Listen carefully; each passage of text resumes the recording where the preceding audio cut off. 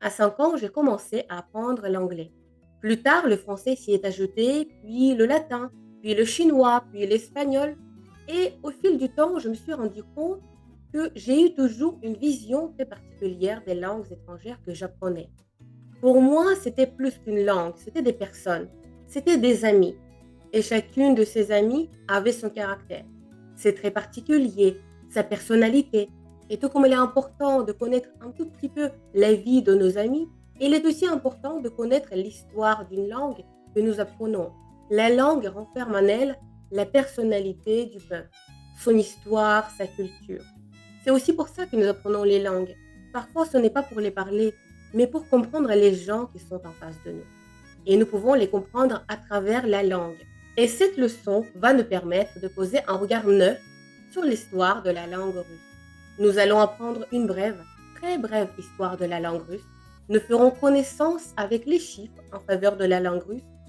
Et pour finir, je ferai une présentation d'un carnet très spécial pour les étudiants en langue russe. Et bien évidemment, je vous donnerai toutes les informations pour que nous puissions rester en contact. Поехали! Tout le monde connaît Léonard de Vinci. Cet homme incroyable qui a excellé dans à peu près toutes les sciences. Mais peu d'entre vous connaissent Lomonosov. C'était un homme aussi formidable, aussi polyvalent que Léonard de Vinci. Qu'est-ce qu'il n'a pas fait dans sa vie? Il a touché à la géographie, à la linguistique, à la physique, à la chimie, à l'astronomie, à tout plein d'autres domaines. Mais aujourd'hui, ce n'est pas un cours sur sa vie. Je voulais seulement vous faire connaître une citation de Lomonosov sur la langue russe. C'était un fervent défenseur de la langue russe. Si aujourd'hui nous parlons cette belle langue complexe et bien structurée, c'est bien grâce à lui. C'est lui qui a structuré la langue. C'est lui qui a fait une réforme de la langue russe et qui a réuni dans le même système les éléments du slavon, la langue écrite de l'Église et de la langue parlée par la plupart des Slaves. Regardons ce qu'elle a dit sur notre belle langue russe. L'empereur Charles Quint disait: il convient de parler espagnol avec Dieu, français avec les amis, allemand avec les ennemis, italien avec les femmes. Mais s'il avait connu la langue russe, il aurait certainement ajouté qu'il convient pour parler à tous, car il lui aurait trouvé la splendeur de l'espagnol, la vivacité du français, la force de l'allemand, la douceur de l'italien, sans compter la richesse et la puissante concision du grec et du latin. La vigoureuse éloquence de Cicéron, la magnifique plénitude de Virgile, le charme fleuri d'Ovide ne perdent point leur qualité en russe. Les imaginations et les raisonnements les plus subtils trouvent chez nous une langue qui leur convient et le mot qui les exprime.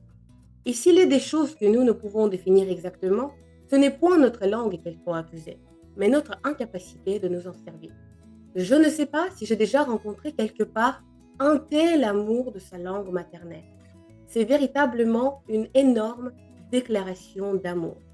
Et ce n'est pas du tout une critique ou une restriction pour les autres langues qu'elle a citées, mais c'est surtout une façon de mettre en valeur la langue russe, qui est riche. Et bien évidemment, quelque chose qui est riche est aussi assez complexe. On dit que le russe est complexe et difficile à apprendre.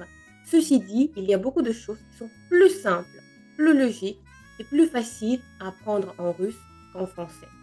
Je peux dire tout de suite, n'ayez pas peur. C'est une langue que vous êtes capable d'apprendre. C'est une langue que vous êtes capable de parler. Вернемся к нашим баранам. Revenons à nos moutons.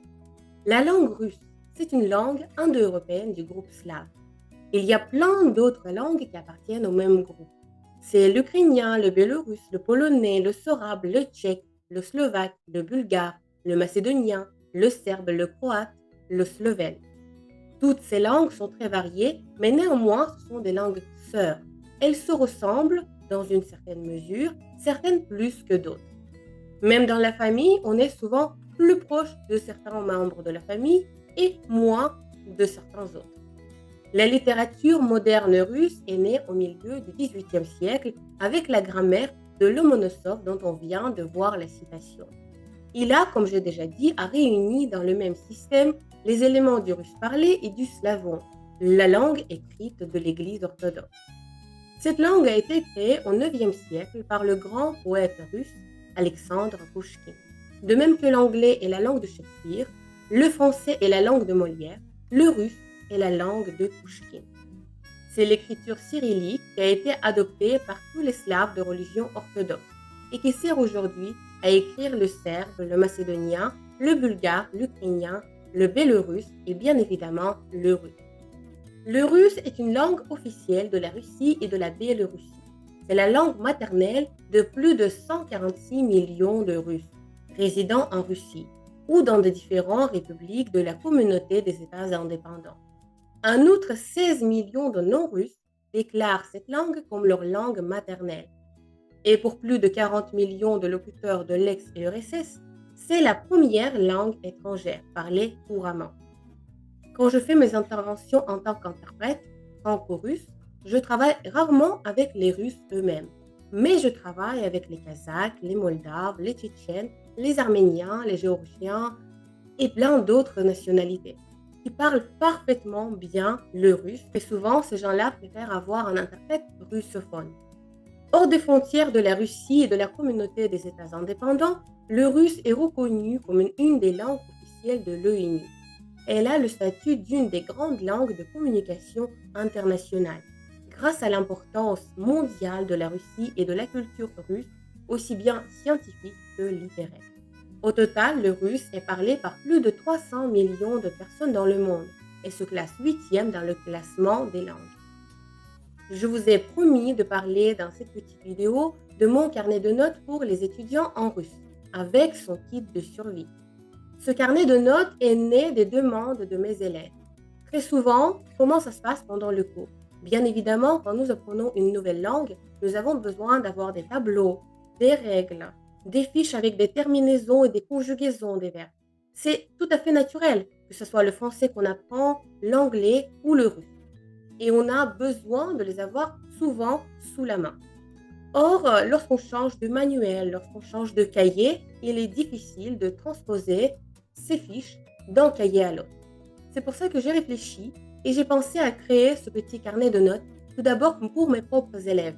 Ainsi, lorsqu'ils changent de cahier, ils peuvent recommander le même carnet et garder toujours les mêmes fiches, les mêmes tableaux sous la main. Ça aide énormément. J'ai fait exprès de choisir le format A5. Ainsi, moi ou mes amis, mes élèves peuvent les transporter facilement dans leur sac à main. La plupart des femmes, c'est ce qu'elles font. Elles n'ont pas toujours un grand baluchon ou une grande valise avec elles. C'est très pratique d'avoir un petit carnet. Mes étudiants et mes stagiaires, parfois ils utilisent ce cahier pour noter les cours, parfois c'est seulement pour le vocabulaire, parfois c'est pour noter des chansons, des poèmes, des expressions typiques, particulières en russe. Donc c'est assez intéressant de voir les différentes utilisations de ce carnet. Vous pouvez trouver à la fin du carnet les chiffres ordinaux et cardinaux, l'alphabet en lettres d'imprimerie et en cursive, les verbes perfectifs et imperfectifs, bien évidemment les terminaisons et les déclinaisons des noms et des adjectifs, les pronoms possessifs et personnels déclinés et beaucoup d'autres choses. Et d'ailleurs, c'est un carnet dont le kit de survie, je renouvelle, je rafraîchis assez régulièrement selon les demandes de mes élèves. Je vois les difficultés, je vois quelles fiches, quelle aide ils ont besoin d'avoir sous la main lors des cours. Ainsi, je peux les ajouter.